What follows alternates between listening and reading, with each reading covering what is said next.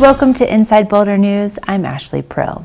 This week, we're continuing our look back at some of the most exciting and engaging stories we've told on Inside Boulder News in 2013. Without any doubt, one of the most significant events in our history took place this year with the September flood. Working together, the community has made huge strides in recovering from this disaster. Flash flooding in Boulder can happen at any time, but during the summer, our town is on heightened flood awareness. Monsoon season lasts from May through September, and storms in the city and the mountains can cause a flash flood. Unlike other places around the country where rivers rise slowly, flooding in Boulder can happen within just a few minutes. Here's how you can prepare. It can flood any time of the year in Boulder. It depends on if a big storm sits in the right spot for long enough. But this time during the summer, between now and September, we're on heightened awareness because of the monsoon season. So those storms are more likely to happen this time of year. City employees aren't the only ones hard at work to respond to damages caused by the flood. In homes and businesses across Boulder, people are pulling out wet and in some cases unsanitary carpets, damaged drywall, soaked furniture, and other household items. Figuring out where to put that trash has been an issue. Given the volume of debris and the limited number of dumpsters, City Council has recommended that we move to curbside collection service. We are currently working through the details of what curbside collection service will look like, so more information will be available soon on that. As a reminder, the following materials cannot be included in disposal at the landfill: electronics such as TVs and computers, hazardous waste such as motor oil and paint, appliances containing Freon such as refrigerators and AC units, and other equipment containing gasoline like lawnmowers. The City Center for Hard to Recycle Materials and Western Disposal's transfer station are both open and taking many of these materials.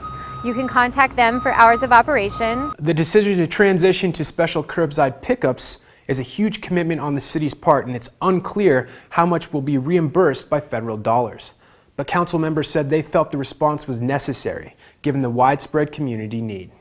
Up-to-date information about the pickups will be posted on boulderfloodinfo.net as it becomes available. Perhaps not surprisingly, one of the areas hit hardest by Mother Nature and her floods was the city's open space and mountain parks. While efforts are underway to clear paths and make these areas safe again, some parts of the system remain closed. Inside Boulder News got a glimpse of some of the damage along the McClintock Trail. The CCC built a bridge here many years ago. It was a very strong stone bridge. Water would go through a culvert underneath it, and we got very little water down the McClintock drainage. After the flood, we had a tremendous amount of water moving down, and more importantly, we had a tremendous amount of rock slide. That edge of the bridge used to drop 15 feet down to the ground below, to the little drainage. That is now entirely filled in with big boulders and mud. The bridge acted as a check dam, keeping tons and tons of rocks that were coming down from the hillsides. If those rocks had continued, it stands to reason they would have ended up in the neighborhoods below Chautauqua, such as Mariposa. There's a number of hazards out here where people could get seriously injured. Right now, the Open Space Mountain Parks Department is assessing the trails and determining, are there any that we can open that are going to be relatively safe for people. If you're looking to venture out for a hike or to get some fresh air, be sure to check out the most current closure information at boulderfloodinfo.net. Safety remains the top priority, and the city appreciates your cooperation for what we hope will be temporary closures. The city is partnering with Swingle Inc., a Denver-based waste hauler, to offer curbside pickups for flood debris throughout the community for 3 weeks. The pickup started on Thursday, and the city has been working hard to share information about the type of debris that is included and the guidelines that give the city the best chance of reimbursement from the federal government.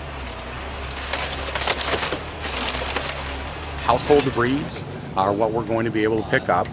So that would include anything from drywall to carpeting, any type of furniture that may have been damaged. We are not able to pick up from commercial sites. Any type of what we'll call sort of white goods, such as electronics, would need to go to the Eco-Cycling Recycling Center. In addition to these group efforts, many individuals are seeking ways to help as well. Last week, more than 200 volunteers participated in efforts along open space and mountain parks trails and in city parks. They may be making more of a contribution than they know. Volunteer contributions are incredibly helpful for a number of reasons. Obviously, the time that people are putting in at parks and open space trails and other beloved parts of our community make a real difference for those specific areas. More than 1,700 people were airlifted to safety by the distinctive Black Hawk and Chinook helicopters at the height of the rescue operations last month. Both military and civilian aircraft were flying out of a seldom noticed city resource, which overnight became the center of evacuation operations during the flood disaster. Intern reporter Morgan Boydston has more on the story. As soon as the sun came up is when we realized how critical this was going to be. It was 2:30 in the morning on Wednesday the 11th when Tim Head got the call. As manager of the Boulder Municipal Airport, Tim was first to be notified of the assistance needed for the disaster Boulder was about to face. The incident was quickly upgraded, and they advised by the next morning that FEMA crews from all over the United States would be coming in. Location, is so key when it comes to a disaster. One of the things you also want to consider is having people in an area where they can make the right decision.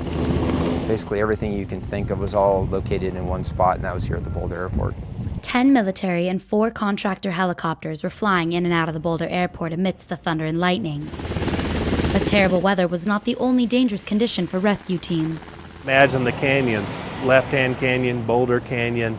There is not that much room in the air to operate, and so getting that coordinating and make sure that we kept our flyers safe was another challenge we faced. Just going through those grids, and if anybody waved them down or had a SOS or whatever on the ground, they went in and gathered them up. It took a huge coordinated effort to rescue over 2,000 people by air and heavy equipment. Many of the evacuees were taken here, to the Boulder Municipal Airport.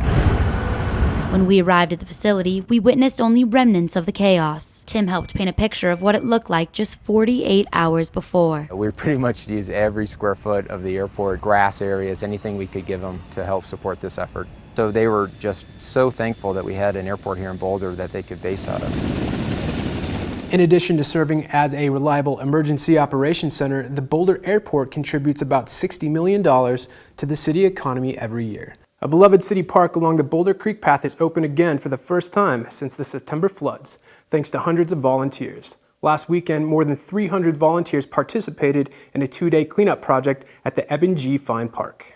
So this is one of our parks that got hit the hardest. It just had a lot of water and debris that we needed to get rid of before we could open it, just silt and sand. Some people cleaning the beach, some people were hauling the safety wood surfacing to the playground, some people were along the bank, cleaning up the bank, along the trail, cleaning the trail off so we could get that open, just hauling all the branches up. We had a wood chipper in the parking lot. It was snowy, wet.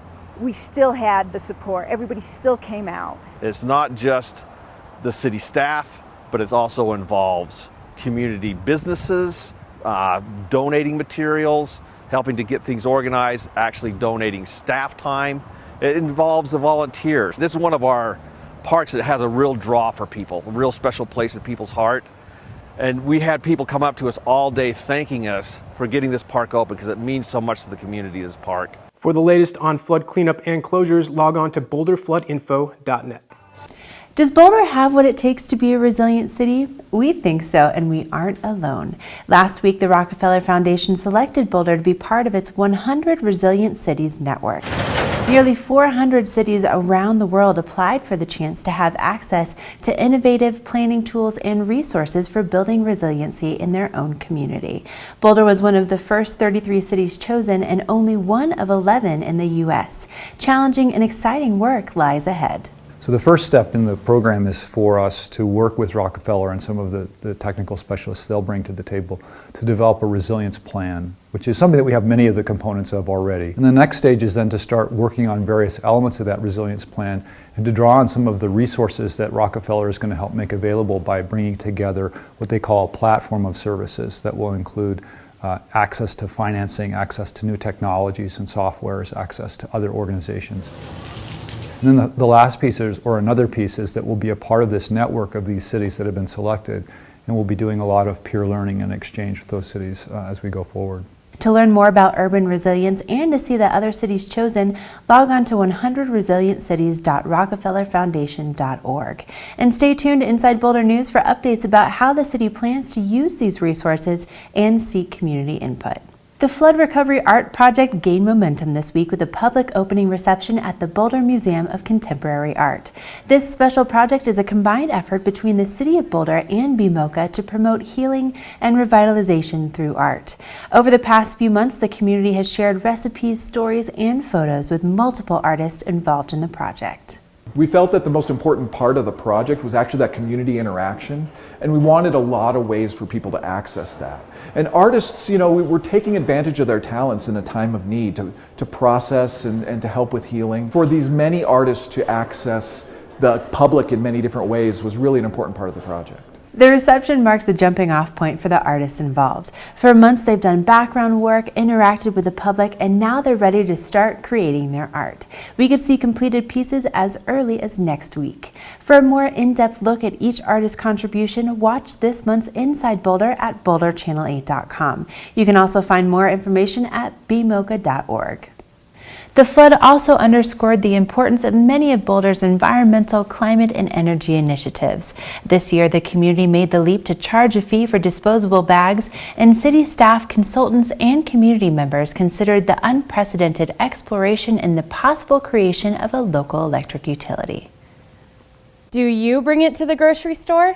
If not, now's a great time to start. Beginning July 1st, Boulder shoppers will be charged a 10-cent disposable bag fee for plastic and paper checkout bags. We are pre-spending some of the fee money we'll get in over the next few years on buying reusable bags for the community. So we have several different styles.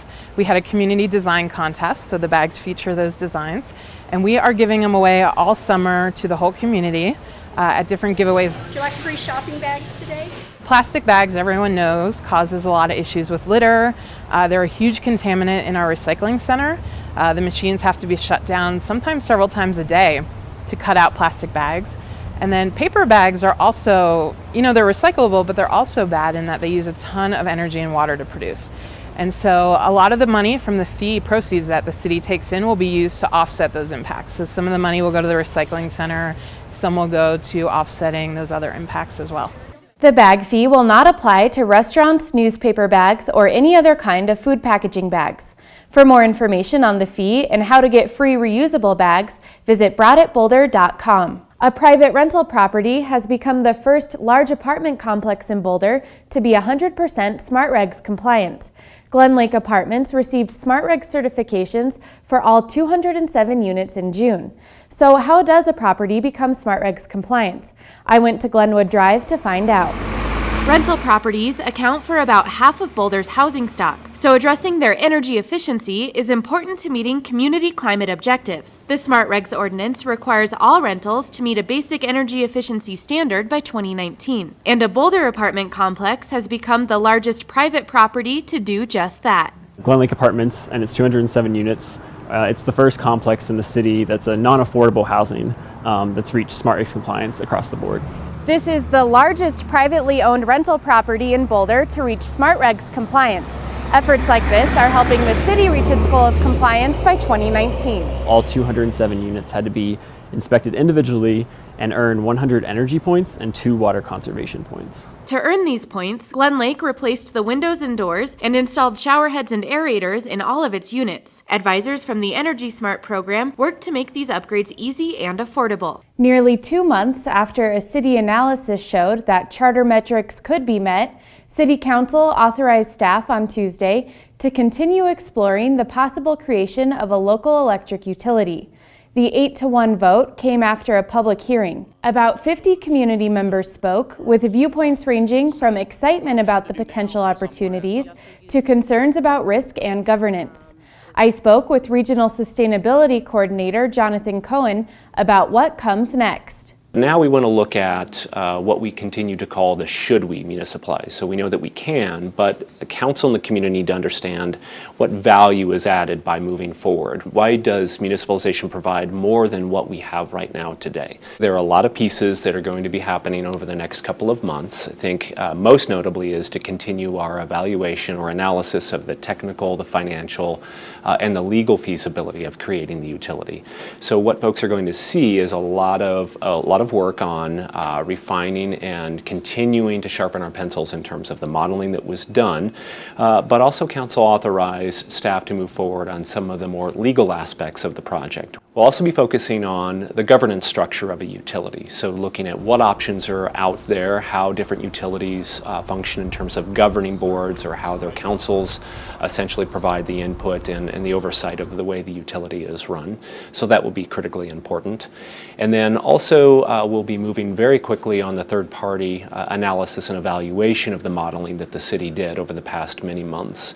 Not only will discussions continue about creating a local utility in 2014, we'll also see recreational marijuana available to general consumers, and our new city council will chart the city's priorities for the year ahead. Boulder will phase in recreational marijuana retail shops starting as soon as January. This is the result of a city council vote this week that attempts to balance industry and consumer desires with staff and regulatory impacts.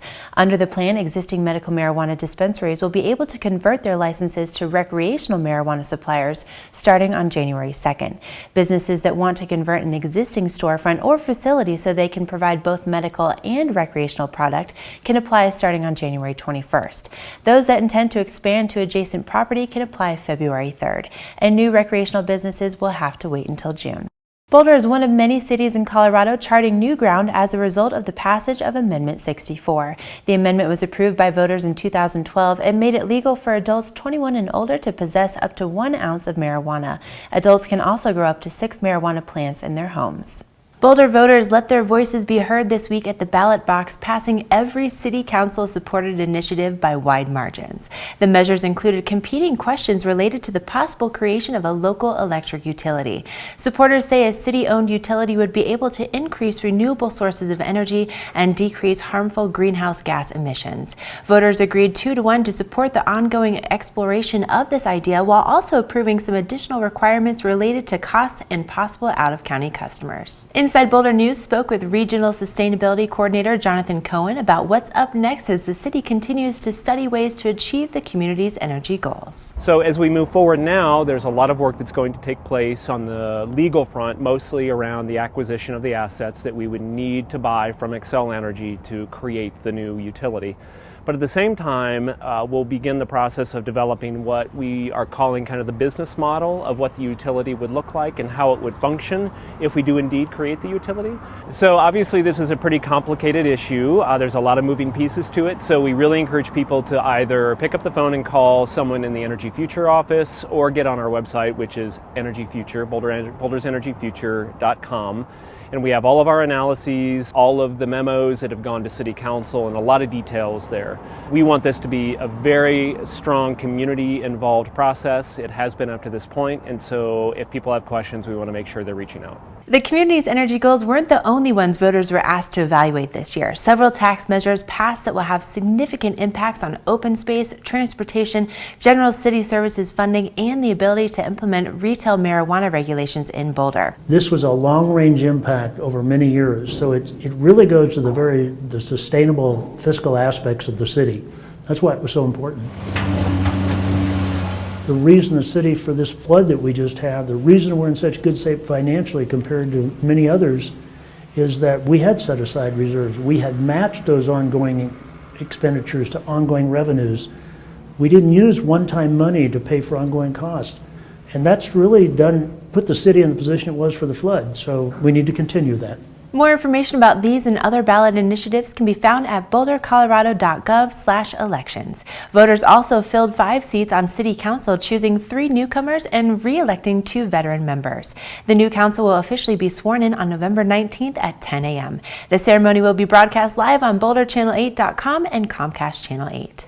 It was a big week for Boulder City Council. On Tuesday, Matt Applebaum was re-elected by his peers to serve as the mayor for another 2 years. In this position, Applebaum will continue to run City Council meetings and represent the city on a number of important regional boards and at many public events. The council chose George Karakian to a 1-year revamped position as Mayor Pro Tem and welcomed its 3 new members with an official swearing-in ceremony. Mary Young, Sam Weaver, and Andrew Shoemaker are excited to get to work. I'm really excited about working on the community-wide eco-pass. That was something that I campaigned on, and I hope to follow through on that. I am also excited about looking at some of our housing options, specifically the ADU and OAU ordinance, and making some changes to it so that it allows more people to be able to subscribe to that housing option. Being a person of a diverse background, being able to bridge that cultural gap and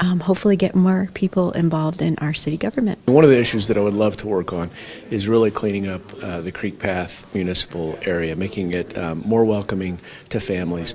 At the same time, helping people at Boulder understand and focus on our homelessness situation and helping out Boulder's homeless. And that includes not just, single individuals, but we have lots of families in Boulder. We have lots of school-aged children that are homeless. And so those are the kinds of things that I think Boulder should be addressing, along with cleaning up the area down by the, down right outside where we are. As part of all the work I was doing on planning board, I'm real concerned with affordable housing and with how we lay our city out. So we have the opportunity, I think, to develop further the idea of nodes in the city, like we have a great downtown. We've got North Boulder going pretty well. What can we do in South Boulder and East Boulder? And then housing affordability is probably the other thing. So supply has a piece to play in affordability, but so does a really strong affordable housing program. And so how we manage both changes in housing supply and an affordable housing component of that. Those are issues that are at the top of my list. Goal setting for the new council in the upcoming year will begin soon. Watch for the State of the City earlier this year in early December, followed by a council retreat January 12th and 13th. As a new member of this community, Inside Boulder News has been an incredible learning tool for me. In preparation for this show, I watched over 200 stories about this vibrant city. As we close, I'd like to share some of my personal favorites with you. A Boulder second grader is being awarded for knowing just what to do during a fire near her family townhome. Here's what Lily Longley did when a stranger banged on her door and shouted that a nearby unit was on fire. It's a situation no one expects to happen to them. But thanks to Boulder education efforts, it's a situation students and their families are prepared for. Every year the fire department goes to every elementary school in the city during Fire Prevention Month in October. One of the schools the fire department visited was Bear Creek Elementary, where 7-year-old Lily Longley attends school. Lily learned what to do in case of a fire and designated a meeting place for her family as homework. We drew the picture. It's important for families to have a meeting place already identified, that every person in the family is aware of the meeting place and where it is and when to go. It's important to get out fast. Emergencies can develop very rapidly. In the event of a fire, you may only have a few minutes to escape, so it's important to have a plan which includes knowing 2 ways out. We'd like kids and families to already identify 2 ways out of their house ahead of time and to practice getting out. When a neighbor shouted there was a fire in a nearby unit, Lily grabbed her 4-year-old sister and got out of the house immediately. They calmly waited at their family meeting place for Mom and Dad to arrive with their 1-year-old sister. We just walked to the meeting place and sat down and waited for Mom and Dad. Lily did the right thing, not wasting any time getting out of the house and then staying outside. Once you're out, please stay out. Never go back in for animals, for material goods or whatnot. Let the firefighters handle that. What's so great about the case with Lily is that we actually got feedback that this is working, that our education program does make a difference. The kids are learning, families are reacting because of the education. Lily received a special recognition certificate at the December 18th council meeting for her efforts in the fire. Check out nfpa.org for fire safety tips that will teach kids and parents how to be prepared. It's been a distinctive anchor in the civic area for 15 years, and now the Dushanbe Tea House is preparing for some freshening up. An artist from Boulder's sister city, Dushanbe, Tajikistan, and his brother arrived in Boulder at the end of August. The artist, Haydar Mirakmatrov, will be working with the operator of the tea house concession to refurbish exterior and interior portions of the building. His brother is serving as a translator for the first week. Both are sons of one of the original creators of this beautiful building.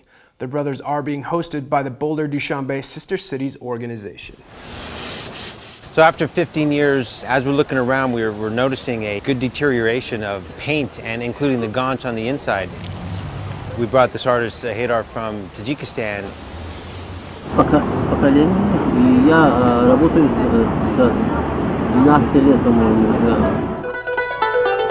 He's the son of one of the artists from Tajikistan who actually built this place, so it's really exciting to have him here. Ну, мой отец, он в 2002 году покинул это место. Всегда как бы радуюсь, что моего отца работу, я как бы его реставрирую. И как будто он всегда со мной, вот, я его вижу здесь. Architecture usually is of its place and its materials and details. What this brings is it really brings another country and another city and another culture and a representation of that in this very ornate building. As you know, we're doing the civic area plan, and one of the key historic resources for the civic area, the Dushanbe Tea House. It is important in the plan not only because of the structure and what it represents vis-a-vis the Sister Cities program, but it's also the kind of activities that are envisioned for the civic area. Since we had met him, we had always thought it would be nice for him to come and work on the tea house if it ever needed renovation. The tea house, it reminds citizens of Boulder and visitors of Boulder that there is another city halfway around the world who has a relationship with Boulder. Я сейчас как раз тороплюсь, пока я не увижу эту работу. Мне надо видеть вот эту работу, конец работы. Я хочу днем и ночью работать для того, чтобы видеть. Я иногда не хочу кушать, иногда не хочу ничего. The refurbishment effort is expected to take a few months. The Sister City organization is looking for anyone who is interested in welcoming or hosting the artist, assisting in translation, or simply supporting their work. Please visit the program's website or contact Peter Stoller for more information. Thank you for watching our year in review on Inside Boulder News. We'll be back next week to kick off 2014 with a brand new show. In the meantime, stay in touch with us on Facebook and Twitter by submitting news tips and questions. You can also sign up to receive video updates right in your inbox. Just go to boulderchannel8.com and click on subscribe.